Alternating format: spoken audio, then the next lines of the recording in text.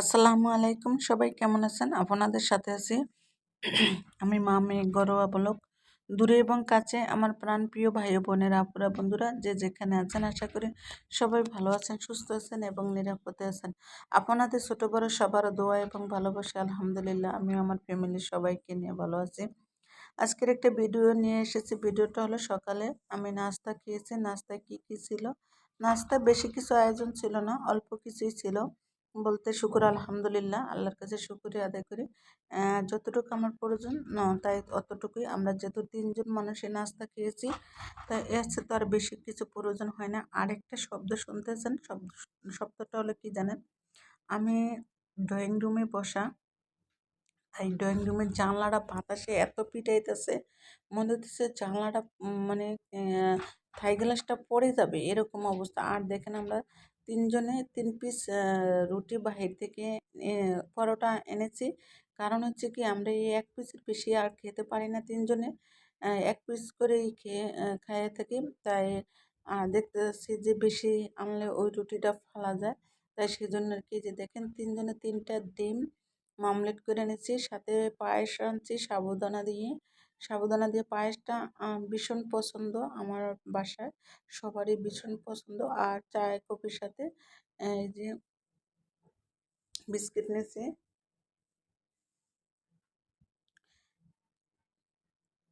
Dennis নিয়েছি। চা মানে কফি চা তো আর খাবো না, শুধু কফি খাবো। তারপরেও আগে যে খাবে, ডেনিস নেওয়া হয়েছে। আর এই যে দেখেন আমি সাবুদানার পায়েসটা যে রান্না করেছি, সে পায়েসটা ভীষণ মজা হয়েছে, অনেক অনেক মজা হয়েছে।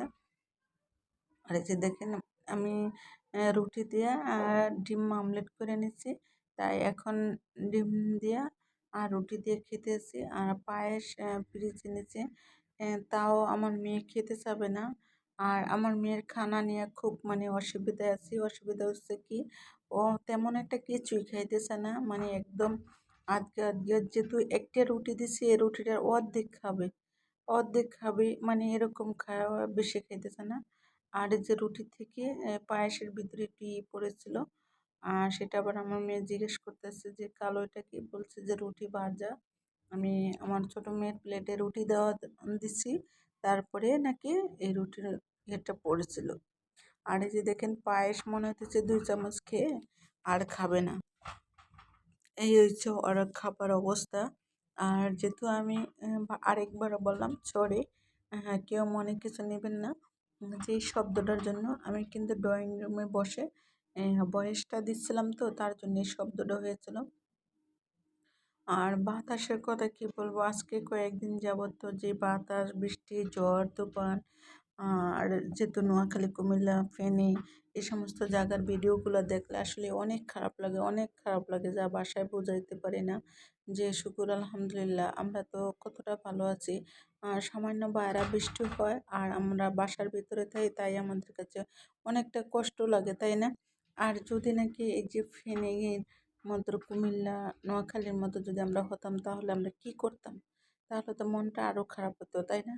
আমরা দেখেই তো মনটা অনেক খারাপ লাগে, খারাপ লাগে, সেটাই তো। আর যদি আমাদের বেলায় এরকম হতো, তাহলে তো আরো কষ্ট পেতাম, তাই না? যাই হোক, দোয়া করি আল্লাহ যে সবাইকে হেফাজত মতো রাখে। তাই এটি আর কি, দোয়া ছাড়া আর তো কিছু করতে পারবো না, বলেন তো? এই পানি কি আমরা বাধা দিয়ে রাখতে পারবো? কখনো না। ঝড় তুফান বৃষ্টি কখনো আমরা বাধা দিয়ে রাখতে পারবো না। শুধু আমরা পারবো যে আল্লাহর কাছে দোয়া চাইতে, যে আল্লাহ সবাইকে ভালো রাখো, সুস্থ রাখো। আর আপনি ঝড় বাতাস বৃষ্টি পানি এক মুহূর্তে কমায় দিতে পারেন, আপনি কমাইয়ে দিবেন, ঠিক আছে? আপনি চাইলে সবকিছু পারেন, যেমন আল্লাহর কাছে আমরা এটাই চাইতে পারি, আর এর ছাড়া বেশি কিছু করতে পারবো না, ঠিক আছে? তা যে যেখান থেকে যতটুকু সাহায্য সহযোগিতা করেন, যে দেখতেছি অনেকেই সাহায্য সহযোগিতা করতেছেন।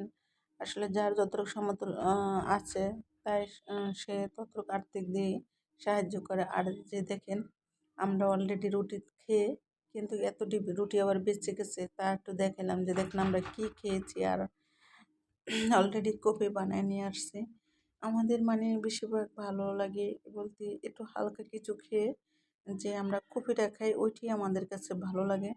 এই আর চেয়ে আর বেশি সকালবেলা তো মানে না খেয়ে থাকতে পারলে আরো ভালো লাগে। তো সকালবেলা একবারে না খেয়ে থাকাটা তো সম্ভব না। আর না খেয়ে থাকলে তো দেখা গেছে যে গ্যাস্ট্রিকের সমস্যাটা দেখা দেয়। আর আমি বিশেষ করে কি জানেন, সকালে আমি যাই খাবো কিন্তু পরে ভাত খাইতে হয়। তো সবাই ভালো থাকবেন, সুস্থ থাকবেন। আল্লাহ হাফেজ।